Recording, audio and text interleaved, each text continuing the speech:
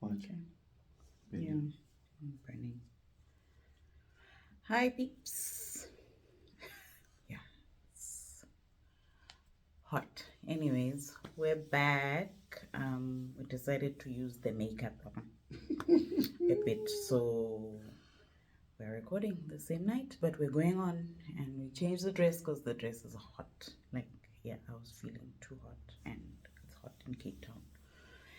Anyways, so we're talking about our current pregnancy and how we discovered on my birthday. That was a cool one. That was a cool one. Yeah, that was really cool because I thought it was like a gift from God. Yeah, I thought it was a gift from God. But rewind. So me, I decide. Okay, someone has been working hard, tired, not, and you keep hearing of these concepts of eat, pray, love. So I'm like, okay, fine. Let me send her on a solo location just to go eat, pray, love. You know. I sound like so like. Normally we normally go away together on birthdays or whatnot, but I thought it'd be something different as she needs it just to go recharge, on her own. As being the introvert that she is, you guys see her loud enough. No, introvert likes her space, recharging and all that. So anyway, done booking whatnot. I drive her, drop her off. Everything is fine. Did we have lunch? Something before I left? No, I No. think I had eaten, but Otondo was there. Yeah. So it was a whole We were drop off. happy, it was nice, Yeah. it was good. Drop her off, checked in, we're fine. I drive back home. It was me and my son. Took a drive back home. So we had our own plans. Got back, chilling. Now she calls me and she's crying. Like, why are you crying? You should be eat, pray, love. Fine, eat, pray, love might have cried, but you must cry on your own. So she's panicking and crying. I'm I like, wasn't what's panicking, happening? I was just crying. Okay. Yeah. So that's when she discovers, that she's pregnant because she didn't. No, I tested before you came. So I because of the birthday and particularly that week, I had been working very hard, so I didn't realize that I'd missed my period. But when I started this Eat, Pray, Love thing, when I started writing in the journal, and I started like just being quiet with my thoughts, I was like, "Girl, you ain't had a period in like, yeah, we're going on 4 missed days now of your period. What you thinking, boo? Why you not like worried where your period is?" And then yeah, obviously I am trying to have a baby, so I have tests everywhere. And I think I took an old bag of mine that had tests with me. I don't know why, but I had a lot of tests with me. I think it's the bag where I put my tests in that are always in there. So I had a lot of tests with me. So I was like, let me take a test so that I know whether I'm pregnant or not, so that I can just enjoy my weekend free. Also, just mentally, because now I was aware that I'd missed my period. So that was the birthday gift. Yeah. So then I had to rush back now to the solo location hotel just to go see what's happening. But now we are grateful and hugging and happy that wow, we are pregnant. You're pregnant. On her birthday. So it was Yay. God's gift to us. Yeah, to us. But yeah, more to her, as it was her birthday. Mm-hmm. Yeah. So then You stayed for dinner. yes, stayed That's for when you dinner. stayed for dinner, yeah. And then that's when we had dinner and then chilled, caught up and all that stuff. But yeah, I still insisted that it must eat, pray, love. So I left and then you started having cramps, no? Yeah, so I was weekending there by myself, fun times, and I started having cramps, and I thought, oh, goodness, here we go again. But I think I had Panado as well. Look, I have medicine with me, backup stuff all the time. So I think I had Panado as well. I took the Panado, decided to lie down and just keep still and go for a massage, just enjoy and try not to fear so much because I was starting to get really scared when the cramps were getting worse. I kept thinking, oh Lord, yeah, it's not happening again. But I It's took been what? like just going through a process of a positive test, and well, I mean, all the other times I'd had scans that like also proved that we're pregnant or whatever. Just I don't wanna say the word, the M word. Mm. That's why I was just No, I don't wanna say it. okay. But I was afraid that we're going through the M word again. So, anyways, I eat, pray, love that weekend. Go for a massage. I had my hot water bottle with me because it was July and it's cold and you never know where you're going. Yes, they may have electric blankets and whatever, but I'm over prepared every time. Like I'm that girl with 2 bags for a weekend. I have everything. As you see, I had medicine, pregnancy tests, which I never thought I was gonna take. I had everything.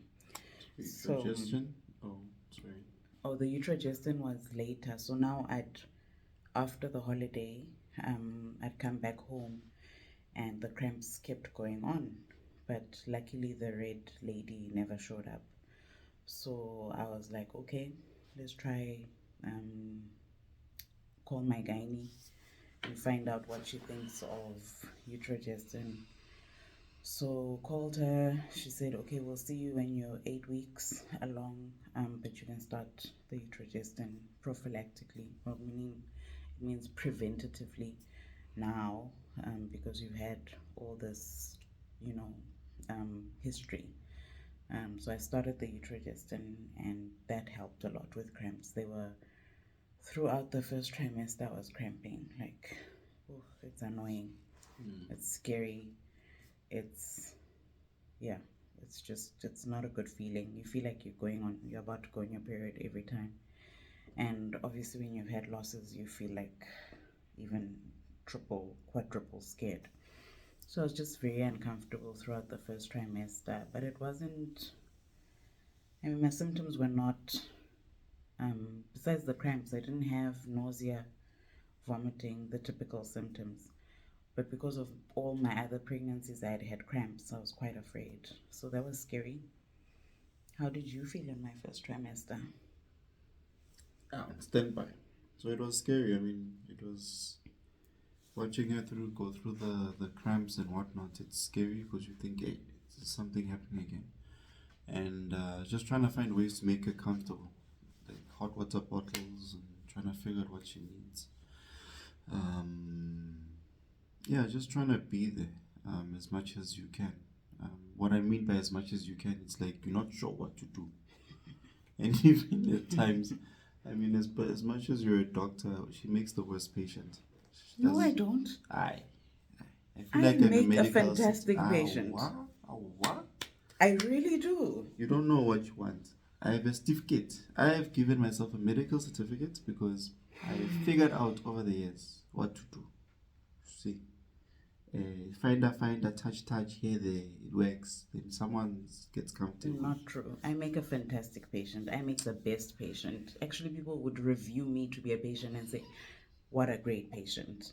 This is like the most 5-star patient. I should go on Hello Peter and be reviewed as a patient. That's how good of a patient I am. But anyways, that's not what we're doing here today. So, anyways, we have these cramps. They last throughout the first trimester.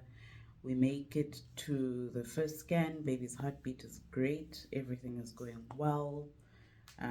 Yeah, all good. So doctor says we must carry on with the utrogestin because it's progesterone. It helps basically calm your uterus down. We carry on, and we get to the second trimester. Second trimester, we get to 20 weeks, and we're slowly but surely, becoming a bit more positive. Yeah, we're holding on to our faith. That was a big thing for us. We're praying a lot, holding on to Yeah, our the faith. mothers were praying also. Yeah, Mothers and sisters. everybody brothers, was praying. Everyone. Like it was just a thing. Well, it's always a thing It's in our always a lives. thing. But we get to 20 weeks, and at 20 weeks is where they do a detailed scan just to see if baby has Down syndrome or chances, let me say, chances of Down syndrome or like any other illnesses like that. They check the baby's spine, They check the baby's head, they check the baby's legs. It has 2 legs, 1 head, 2 feet, 2 arms, blah blah blah. So we get to that scan, and it's called a fetal anomaly scan. And because of my past history, also they looked well. For everyone, they typically will check the cervix if it's fine or not, or do like a deeper investigation. How? The scan was fantastic. The lady is smiling throughout the whole thing, scanning baby. Everything is good. Everything is okay. Baby's doing great. And then, because I'm a medic, I see her. Yeah, we found a problem. Kind of look. And then I look now, because I wasn't really looking before. I look, I diagnose myself before she even diagnoses me, before she even calls someone else to come and look with her. And basically, it's called cervical incompetence. My cervix is opening, so the mouth of the womb is opening. We're at 20 weeks. Baby's not ready for this side of the world. Baby's not gonna make it if the cervix keeps opening up. And that particular day actually was the first time I'd gone to a scan alone, because Joseph was flying to Joburg, and at the time I was having the scan, that's when he was boarding his flight. So I try and call him, can't pick up. He WhatsApps me, babe, we're about to take off. I can't pick up your call. I try call again just in case he can't pick up. So I text him basically that we're in an emergency. I'm gonna have to rush to the hospital. We're gonna have to get an emergency cerclage. I need to have this thing done basically now. Cerclage, explain what that is. A cerclage is a stitch in your womb to try and stop it, or in the cervix, yeah, in the mouth of your womb. Stiff gate.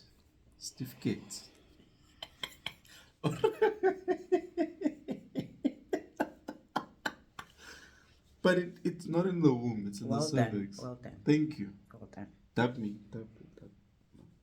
We dab you silly. But anyways, so we need to do this. It's an emergency. Call my doctor, because I was getting a scan at another place. It's like scan specialists, to say the least. They called fetal maternal specialists. So it's not at the doctor. They generally scan this specific scan, and then they send a report to your doctor. So now we're calling her. The fetal maternal person is calling her.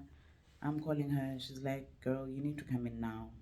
Like, you need to come in now. Go get your stuff at home, and then we need to make a plan. I can't get you into theater today, but I'll get you into theater tomorrow morning. This was now late afternoon. I'll get you into theater tomorrow morning, but I do need you to get off your feet. Who are you with? Who are you driving home with? Whatever. I'm like, I'm alone. The husband is on a flight to every. She's like, okay, there's medicine I need you to take for tomorrow before theater.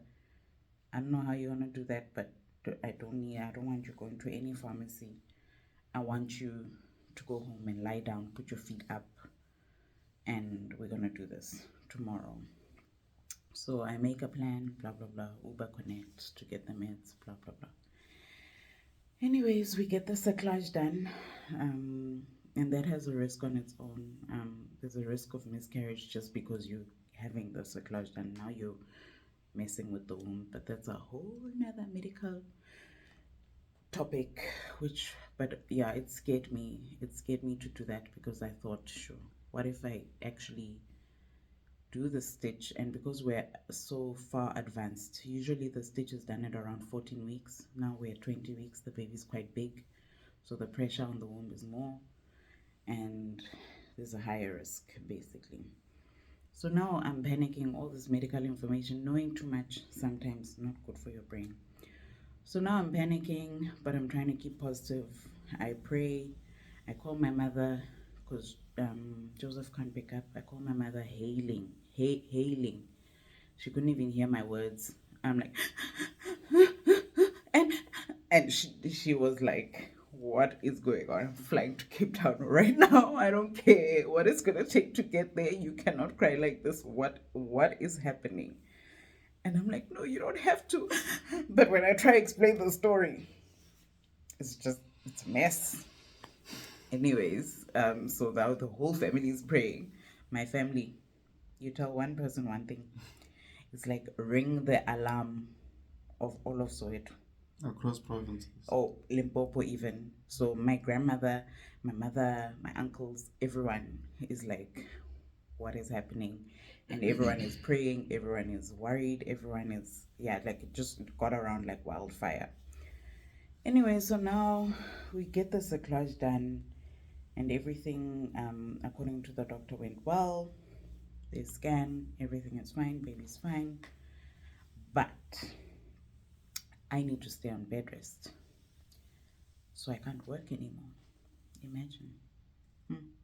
Let's not even start that topic because I need my patience. I need to go to work. I need to work. But now you're the patient. And now I'm the patient. But I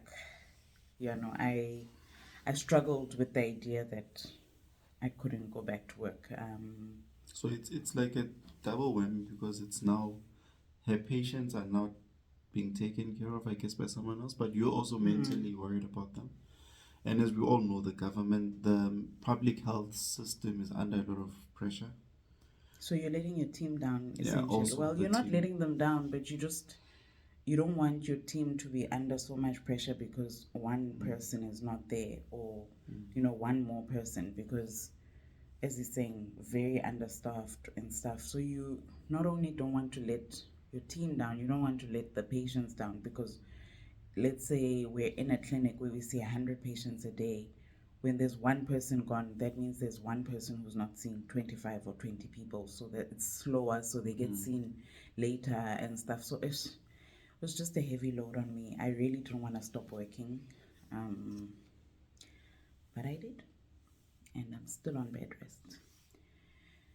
And I've taken a break from basically trying to specialize. Hasn't been easy. But yeah, we're here now.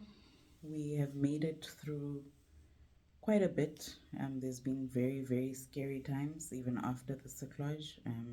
There's times where I wouldn't feel well. I'd feel like I'm about to give birth, y'all. Like, but God has been there. Yeah. And He's been faithful. And yeah, we've made it quite far. And we continue to pray. We're not going to stop. But yeah, how are you feeling now? Looking forward to meeting the little guy. The other scan we saw, it was like his face. We could see it, so it was nice. Cute. So we actually took it and framed it in the house. So it was quite nice next to his brother's picture. And yeah, older brother is excited. He's all about my baby brother, me and my baby brother. My brother, my brother, my brother. So good morning, my brother. Good night, my brother. Yeah. So big brother gives the little one additional kisses. So mom gets 4, brother gets Sad. 6 to 8 every night. Savage. Because I mean, he was my favorite forever. Oh, I was his favorite. Let me put it that way. I was his favorite forever. He would kiss his dad once and give me like 8 kisses. Oh, nothing. And now it's my brother. My brother, my brother, my brother. My brother's coming, my brother. How many weeks, my brother? My brother, my brother. But yeah, we're happy. Yeah. And we're excited. And as the weeks go by, it's feeling a bit better. As we said before, we were not looking on the internet for anything. We were cautiously optimistic. Now I feel like the cautious is, now we're like optimism, and the caution is going. Whereas the other time it was like optimistic down here, and cautious up here, We were never negative about it. I mean, I feel like as soon as I found out I was pregnant, I knew this baby would stick. Um, but with all Such a the medical comment. it is a medical comment, isn't it? But I knew in my heart. But with all the symptoms and all the scares, and that was hard to take, even though my faith never wavered. Yeah. Yeah. But yeah, Maluta continua. So as soon as this young little one is here, someone needs to get back studying, working, and all that wonderful stuff. Because All she's the been jazz. complaining that I'm bored, my brain is bored. I didn't say I'm bored. I said I miss work. Oh yeah, you did miss one. I'm not bored. I miss work. I just really, really miss work. I miss serving. I miss being able to serve in that way. It's what I know, it's what I love. So she is. But yeah, that's a story that I wanted to just share on the current pregnancy and this, how we found out. Thank you for gracing us with your ears and time. Let us know if these help. If there's any other questions, drop them in the comments. Do our best to answer. Drop them in the comments. Yeah. We are influencers now. Sounds very influencerish. We're just sharing. We're sharing. Just sharing. We're not trying to If you like our influence. story, tell us. Let us know. Yeah. And yeah, guys, also I know it's mostly it's the ladies' side that probably gets told the most, but yeah, we also walk the journey, feel the journey. So I'm also learning to express the feeling of the journey as we go by. But yeah, it's a journey for two. It's not done by one. We're figuring out as we go. But yeah, both parties have their own version of it. So yeah, thanks guys for your time.